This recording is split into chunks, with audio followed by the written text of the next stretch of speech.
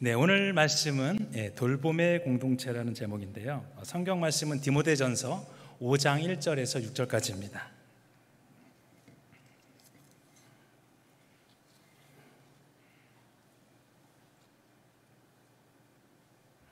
네, 성경은 디모데전서 5장 1절에서 6절까지입니다.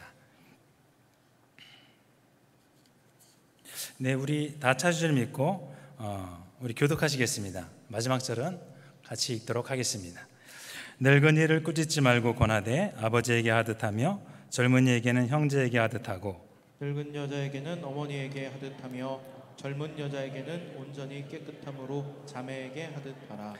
참 과부인 과부를 존대하라. 만일 어떤 과부에게 자녀나 손자들이 있거든 그들로 먼저 자기 집에서 효를 행하여 부모에게 보답하기를 배우게 하라. 이것이 하나님 앞에 받으실 만한 것이니라. 참 과부로서 외로운 자는 하나님께 소망을 두어 주야로 항상 간구와 기도를 하거니와 향락을 좋아하는 자는 살았으나 죽었느니라. 아멘. 네, 제가 제목을 먼저 말씀드렸습니다. 오늘 말씀의 제목은 돌봄의 공동체라는 제목으로 말씀을 나누겠습니다. 고슴도치도 자기 자식은 이뻐한다는 말이 있습니다. 이 자기 자식 사랑이라는 게 무엇인지를 우리에게 말하고 있는 것인데요. 다 그렇겠지만 이제 고슴도치는 이제 자기 그 새끼 고슴도치를 이제 무척이나 사랑합니다. 그런데 이제 하나님이 이 땅에 우리에게 예수님을 보내주셨습니다. 고슴도치 같은 우리의 인생에 또 자녀라는 이름으로 우리를 이제 사랑해 주신 것입니다.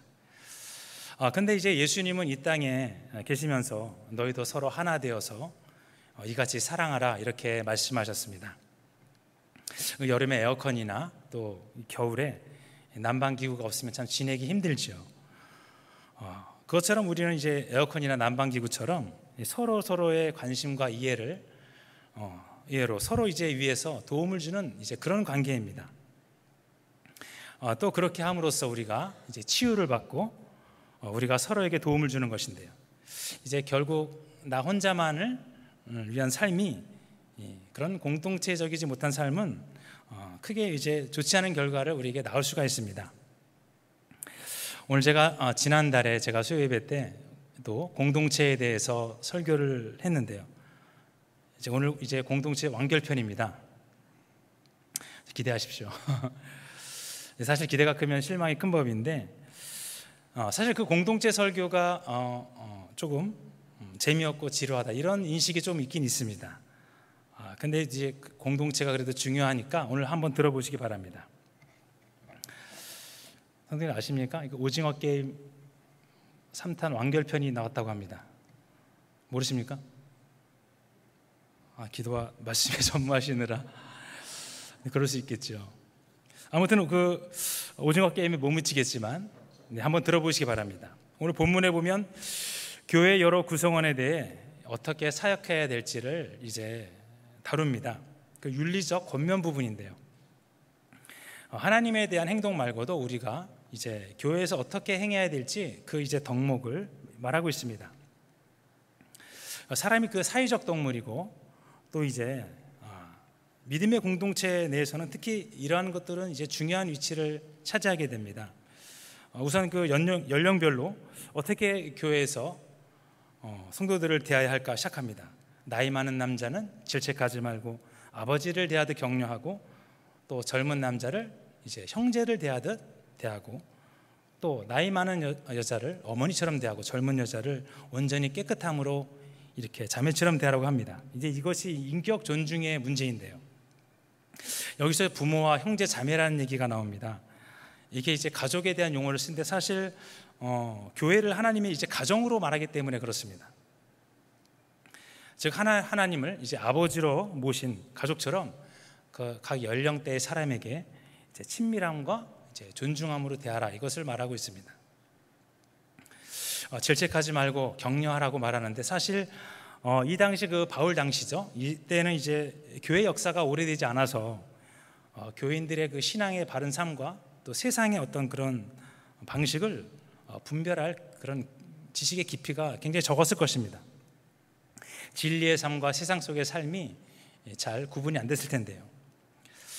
이런 상황에서 그 디모데는 권위를 내세우는 그 방식 대신 이제 부모를 대하듯 격려하고 가르쳐야 한다 말합니다.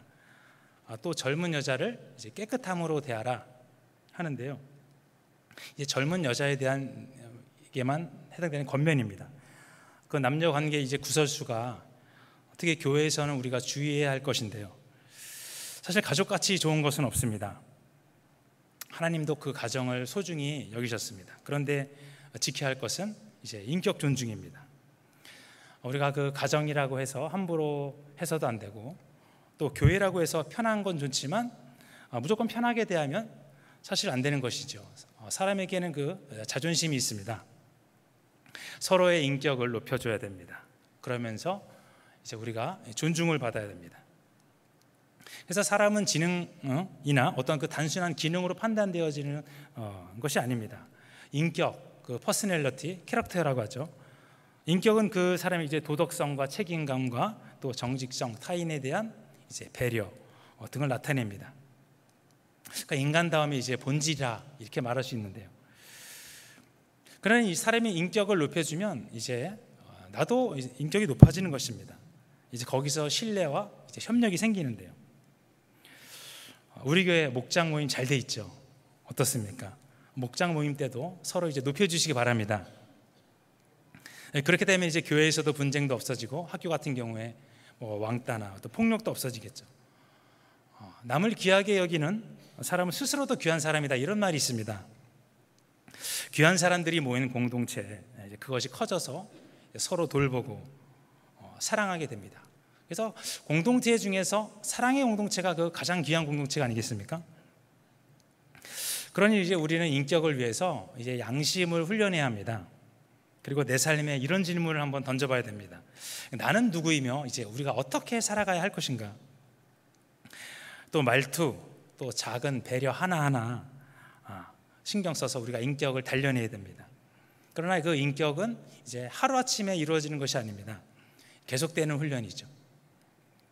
정금이 나오기 전까지 몇 번이고 계속 이제 재련 과정을 거칩니다. 그런 후에 이제 정금 같은 정금이 나오는 거죠. 하나님의 말씀 앞에 나 자신을 비추어 보고 승리해야 합니다. 예수님이 바로 그 최고의 인격자 아니시겠습니까? 그리고 이제 3절에서 16절까지는 갑자기 그 과부에 대해서 얘기가 나옵니다. 사실 그 과부는 넓은 의미로 보면 이제 사회적 약자를 말하는데요. 누가 사회적 약자일까요? 내가 바로 사회적 약자다 생각하십니까? 오늘 사회적 약자를 돌보시기 바랍니다. 그 당시 상대적으로 여자는 이제 남자에 비해 영향력이 굉장히 적었습니다. 그리고 특별히 사회적으로 그 과부는 중요성이 덜했는데요. 그래서 그 과부에게 오늘 존경심을 더하라는 말은 굉장히 그 파격적입니다. 바로 사람이 가진 소유로 사람을 판단할 것이 아니라 다른 방식으로 이제 성도를 대하라, 이런 말을 하고 있습니다. 특히 그 존중받을 만한 참 과부에게 그렇게 말하라, 이렇게 말하고 있습니다. 자, 그럼 참 과부를 우리가 존대한다는 것과 또 그 자격은 어떤 것입니까? 바울은 이야기하기를 여기서 이제 두 가지를 말하고 있습니다. 첫 번째 가르침은 이제 가족 안에서 가족 관계 안에서 모습을 보라 얘기하는데요. 우선 직계 가족입니다. 그 어떤 과부에게 이제 자녀와 손주들이 있다면 그녀에게 존경심을 표하고 부모에게 보답하라는 것을 배우게 하라, 이것입니다. 공경은 당연하지만 그 배우게 하라는 말은 이제 그렇지 않을 수 있음을 말합니다. 이제 존경과 공경은 이제 하나님이 받으실 만한 이제 것이죠. 근데 이제 자기 가족을 돌보지 않는 것은 믿음을 배반한 자고 불신자보다 더하다, 이렇게 말한 것은 역설적으로 이제 과부에 대한 존대와 섬김이 당연한 것은 아니다, 이렇게 우리가 생각할 수가 있습니다. 이런 상황에서 이제 바울은 성도들이 영향력이 없는 그 홀 어머니와 이제 할머니를 이제 짐스러워하는 그런 이기적 모습을 버리고 부모를 공경하라라는 주님의 뜻을 따르라라고 말합니다. 그리고 이제 바울은 참 과부라는 표현을 통해서 과부 역시 존중받는 조건을 이제 갖추어야 한다, 이렇게 말합니다. 그 과부가 외로워서 향락에 빠져 사는 그런 과부가 아니고 하나님께 소망을 두고 기도와 간구를 하는 그런 과부여야 합니다. 또 바울은 디모데에게 바울의 그 과부의 바른 처신을 가르쳐서 그들이 책망받지 않게 하려고 또 그것을 과부에게 말하고 있습니다. 그래서 사회적 약자는 어디서나 있습니다. 그런데 특히 교회 내에서는 더 큰 보호를 그 약자는 필요로 하죠. 또 그런 보호를 받기 위해서 교회에 오시는 분도 계십니다. 그런데 오늘 본문에 사실 그 과부의 돌봄에 대한 첫째 책임은 이제 교회가 아니라 가족 공동체라고 이렇게 말하고 있습니다. 교회의 돌봄뿐만 아니라 가족의 돌봄으로, 특히 그 자녀가 그 과부를 돌봄으로 하나님의 뜻이 이제 전수되는 것입니다. 교회도 가정이고 가정도 이제 말 그대로 가정이죠. 그러니 이제 가정에서 일단 돌보고 그것에 부차적으로 이제 교회에서 돌보는 것입니다. 오늘날 우리 사회가 개인주의 성향이 강해지고 또 이렇게 바쁘게 돌아가는 사회 분위기에 편승해서 이러한 것들이 사실 퇴색한 건 사실입니다. 그런데 바울은 이러한 규칙들을 정확히 집어서 이야기하고 있습니다. 영적인 것, 기도와 말씀만 강조한 바울이 아닙니다. 바로 하나님의 나라는 협력하여 선을 이루는 이제 그런 나라인 것입니다. 그런데 조건은 참 과부를 이제 존대하라 이것입니다. 무조건 존대가 아니라 향락을 좋아하는 과부가 아니라 책망받는 과부가 아니라 하나님의 뜻에 맞는 과부입니다. 하나님의 뜻에 맞는 이제 약자입니다. 뭐 책망받는 과부를 절대 신경 쓰지 마라 이런 것이 아니라 정말 참 과부한테는 더 많은 관심과 돌봄으로 하나님의 뜻을 이루는 것입니다. 우리의 삶이 우리의 교회 내에서 또 생활이 많은 관심과 돌봄을 갖되 하나님 뜻대로 삶을 살아가는 약자를 우리는 그래서 이제 그냥 넘어가서는 안 됩니다. 하나님이 그들을 지극히 사랑하신다는 것입니다. 제가 군대에 있을 때 저는 이제 장교로 제대했지만 이제 별을 보는 것이 소망이었습니다. 이제 하늘에 떠 있는 별이 아니고 이제 별단 장군입니다.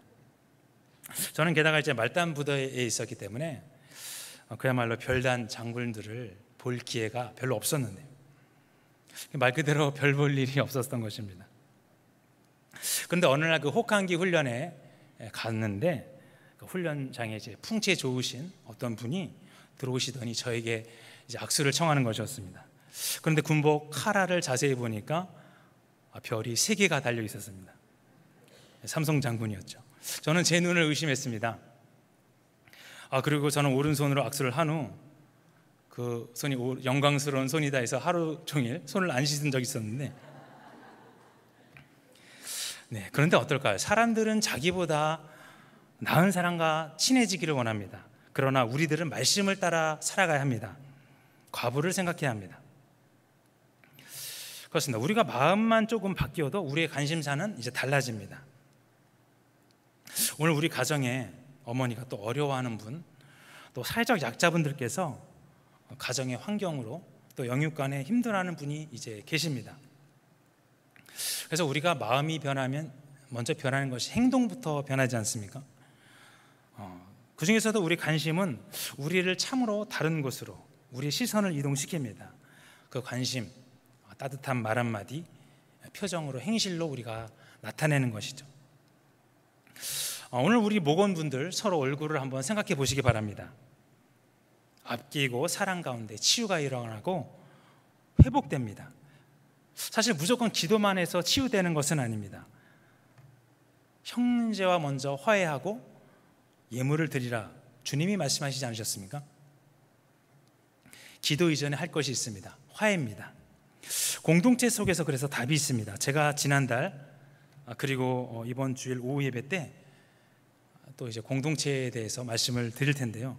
전할 예정입니다. 요즘 공동체하고 제가 인연이 깊은 것 같습니다. 공동체 중요하기 때문이죠. 많이 기대해 주시기 바랍니다. 우리의 삶 자체가 그래서 공동체 생활입니다. 그래서 관심, 그것은 바로 위로가 될 수 있습니다.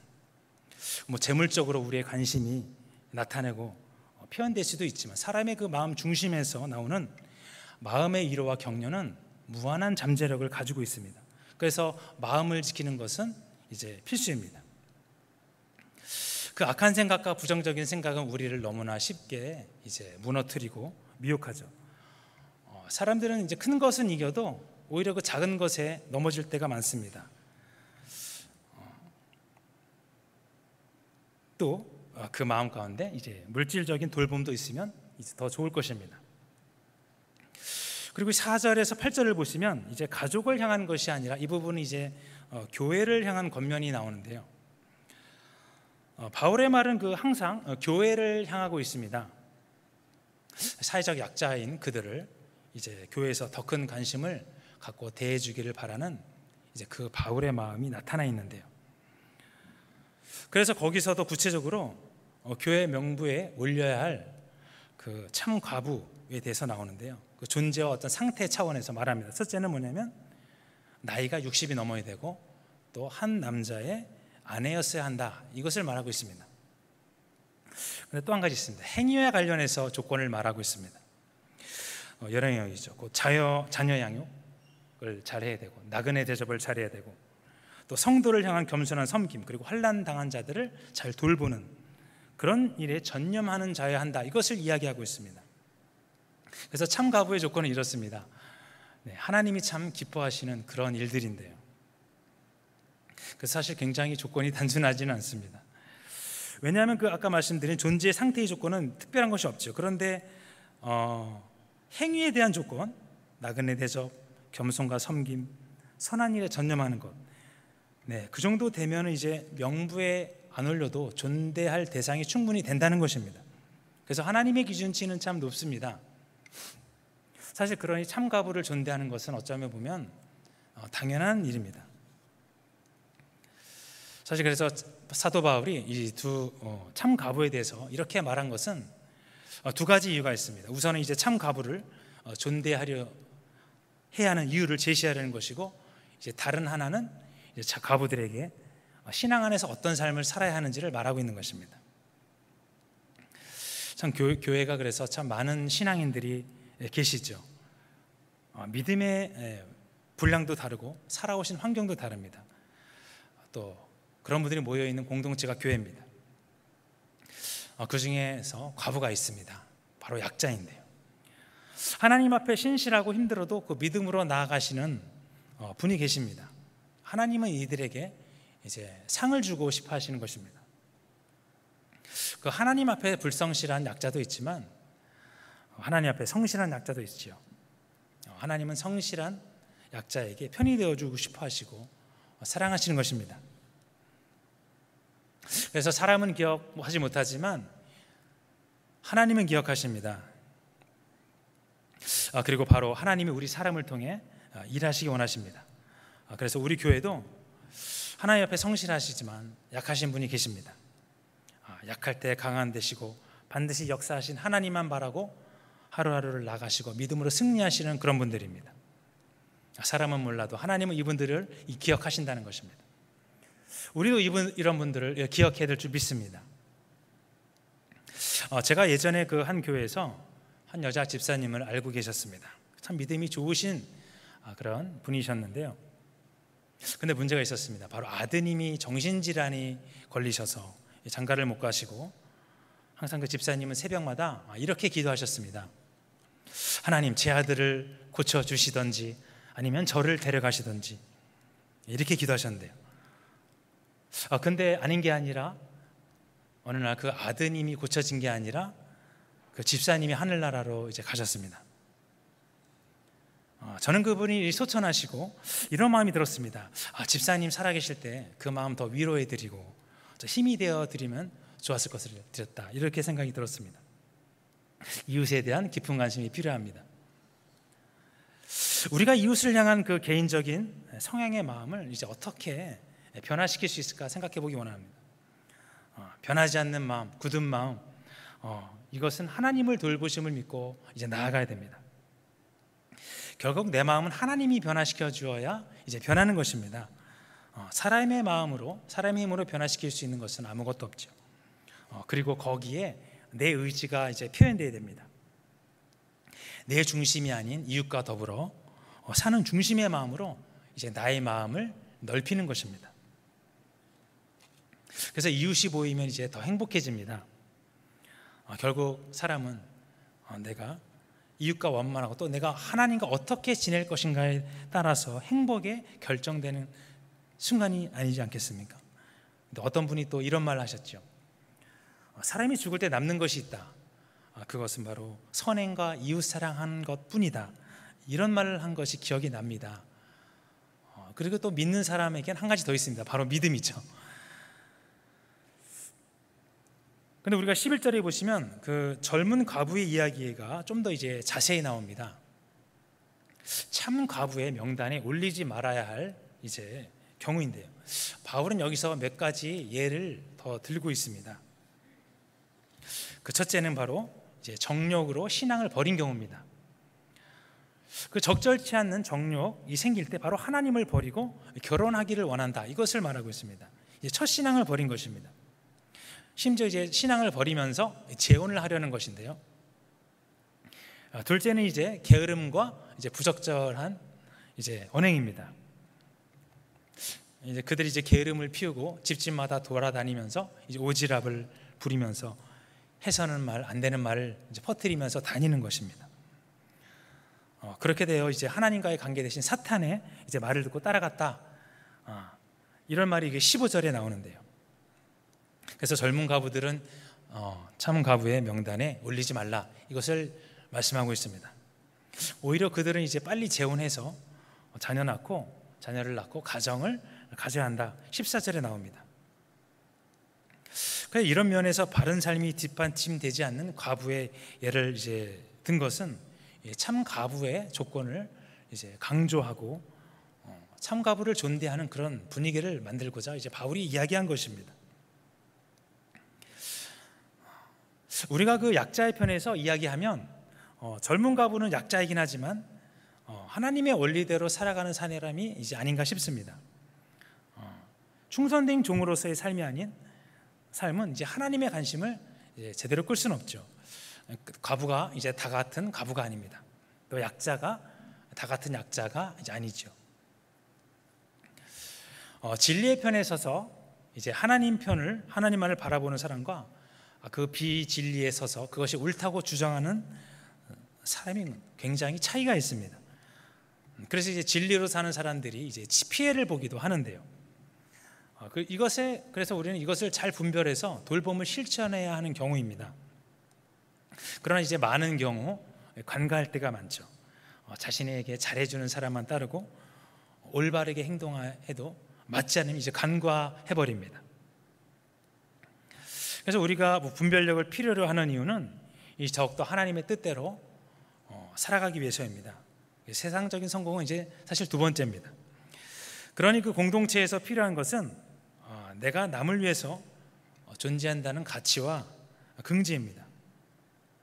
그러니 우리는 하나님으로부터 분별력과 또 공동체를 사랑하는 마음을 가져야 합니다. 근데 이제 바울은 마지막 권면으로 오늘 그 참 과부의 친척에도 관심을 집중시킵니다. 그 16절에 믿는 여자에게 과부의 친척이 있거든 도와주라 이것을 이야기합니다. 교회에 짐을 지지 말고 스스로 도와주라 이걸 이야기하고 있는데요. 그 참 과부를 정말 도와주기 위해서 말하는 것입니다. 바로 약자에 집중하고 돌보는 일에 집중하기 위해서입니다. 여기서 물론 이제 경제적인 도움의 면도 있습니다. 물론 신자를 돌보는 일은 아니지만 조금이라도 과부에게 힘든 일이 있으면 안 된다. 이것을 이제 바울이 이야기하고 있습니다. 그래서 사실 돌봄이라는 것은 쉬운 일이 아닙니다. 성격적으로도 이제 꼼꼼한 면이 있어야 되는데요. 그러나 우리의 중심은 하나님 편에서 얼마나 서 있는가입니다. 이제 서로 돌아보는 것이죠.